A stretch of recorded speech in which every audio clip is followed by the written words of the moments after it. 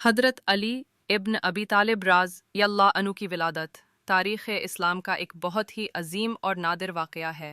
इनकी पैदाइश मक्का मुकर्रमा के मुक़द्दस तरीन मकाम काबा के अंदर हुई, जो दुनिया में किसी और इंसान को नसीब ना हुई। इस ख़ास नेमत से ज़ाहिर होता है कि अल्लाह ताला ने हज़रत अली को अपनी रहमत और इनायत से नवाजा और उनकी ज़िंदगी को ख़ास मर्तबा दिया।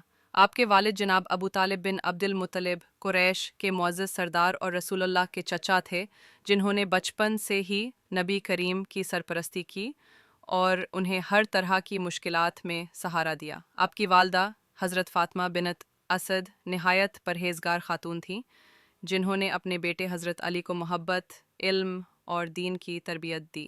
बचपन से ही हज़रत अली को रसूल अल्लाह ने ख़ास तवज्जो दी और आपके साथ रहकर वो नबी की शख्सियत, अखलाक और रूहानी सिफ़ात के गहरे मुशाहिदे के काबिल हुए। आपने नबी की सोहबत में वो इब्तदाई लम्हात देखे जब अल्लाह ताला की वही नाजिल हो रही थी और जब इस्लाम के हक़ में पहली बार कलमा तौहीद पढ़ी गई। हज़रत अली की सबसे बड़ी शान यह है कि वो पहले मर्द थे जिन्होंने इस्लाम कबूल किया और वो पहले बच्चे भी थे जिन्होंने रसूलुल्लाह की नबूवत पर ईमान लाया।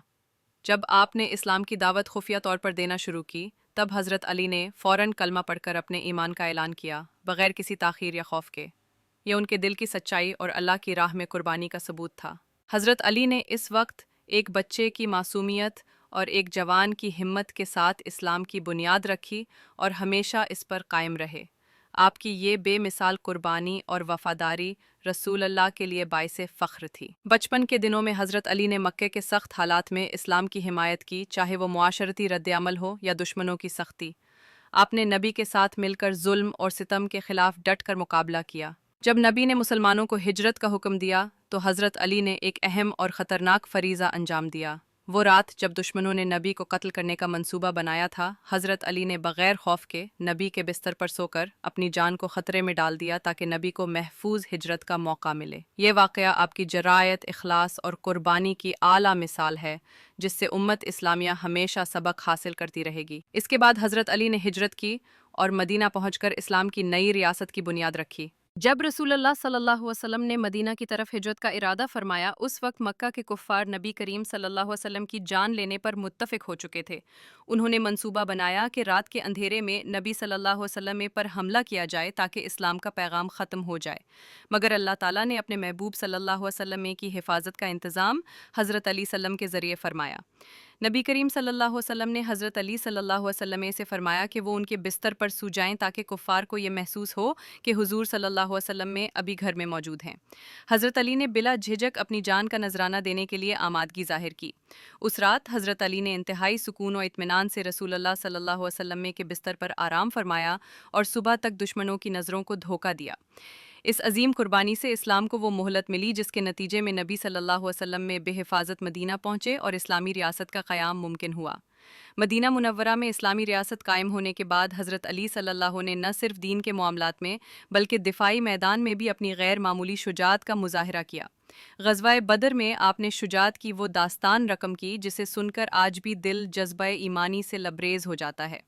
आपने कई नामवर कुफ़ार को मौत के घाट उतारा और इस तरह इस्लाम को इब्तदाई फ़तह नसीब हुई। ग़ज़वा अहद में भी आप नबी करीम सल्लल्लाहु अलैहि वसल्लम में के साथ डटे रहे, जबकि अक्सर सहाबा मैदान छोड़ चुके थे। आपने नबी सल्लल्लाहु अलैहि वसल्लम की हिफाजत की, खुद ज़ख्मी हुए मगर पीछे ना हटे। ग़ज़वा खंदक में हज़रत अली का किरदार भी बेमिसाल था। जब उम्र बिन अब्दूद जैसा मक्का का बहादुर सूरमा खंदक पार करके मुसलमानों को ललकारने लगा, तो हज़रत अली ही वो वाहिद सहाबी थे जिन्होंने नबी करीम सल्लल्लाहु अलैहि वसल्लम में की इजाज़त से मैदान में उतरने की ख्वाहिश की। नबी सल्लल्लाहु अलैहि वसल्लम ने फरमाया, ये अली है जिसका वार शैतान भी ना रोक सके। और फिर हज़रत अली ने अम्र बिन अब्दूद को मौत के घाट उतारकर मुसलमानों का हौसला बुलंद कर दिया। लेकिन हज़रत अली सल्लम की शुजाअत का सबसे अजीम मुजाहिरा ग़ज़वा खैबर में देखने को मिला। खैबर के किले मजबूत और कुफ़ार का दिफा बहुत सख्त था। मुसलमानों ने कई दिन तक कोशिश की मगर फ़तह हासिल न हुई। तब रसूल अल्लाह सल्लल्लाहु अलैहि वसल्लम ने फरमाया, कल मैं झंडा उसके हाथ में दूंगा जो अल्लाह और उसके रसूल सल्लल्लाहु अलैहि वसल्लम में से मोहब्बत करता है और अल्लाह और उसका रसूल सल्लल्लाहु अलैहि वसल्लम में भी उससे मोहब्बत करते हैं। اگلے دن صحابہ بڑی امید کے ساتھ جمع ہوئے، مگر نبی کریم صلی اللہ علیہ وسلم نے علی کو بلایا، جن کی حضرت علی کا علم بھی بے مثال تھا۔ نبی کریم صلی اللہ علیہ وسلم نے ان کے بارے میں فرمایا، میں علم کا شہر ہوں اور علی اس کا دروازہ ہے۔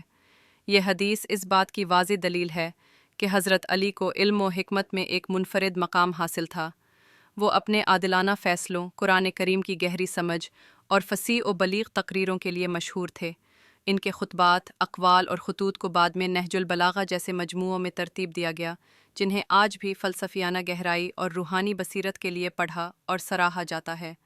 نبی کریم صلی اللہ علیہ وسلم نے حضرت علی پر اس قدر اعتماد کیا کہ اپنی سب سے پیاری بیٹی حضرت فاطمہ الزہرا سلم کا نکاح ان سے فرمایا۔ ان کا گھر پاکیزگی، سادگی اور پرہیزگاری کی علامت بن گیا۔ حضرت علی اور حضرت فاطمہ سلم کے ہاں دو بیٹے پیدا ہوئے، حضرت حسن اور حضرت حسین، جنہیں رسول اللہ صلی اللہ علیہ وسلم نے جوانان جنت کے سردار فرمایا۔ حضرت علی کا گھر وہی تعلیمات نبوی کا عملی نمونہ تھا، جہاں عبادت، علم اور دین کی خدمت ہمہ وقت جاری رہتی تھی۔ نبی اکرم صلی اللہ علیہ وسلم کے وصال کے بعد حضرت علی نے دین اسلام کی خدمت کو بھرپور اخلاص کے ساتھ جاری رکھا۔ اگرچہ وہ فوری طور پر خلیفہ نہ بنے، لیکن حضرت ابوبکر، حضرت عمر اور حضرت عثمان کے دور خلافت میں وہ ایک اہم مشیر اور معاون کے طور پر موجود رہے۔ وہ ان خلفاء کو فقہی و اخلاقی مشورے دیتے رہے اور امت کی وحدت کے لیے ہمیشہ وفاداری اور قربانی کا مظاہرہ کرتے رہے۔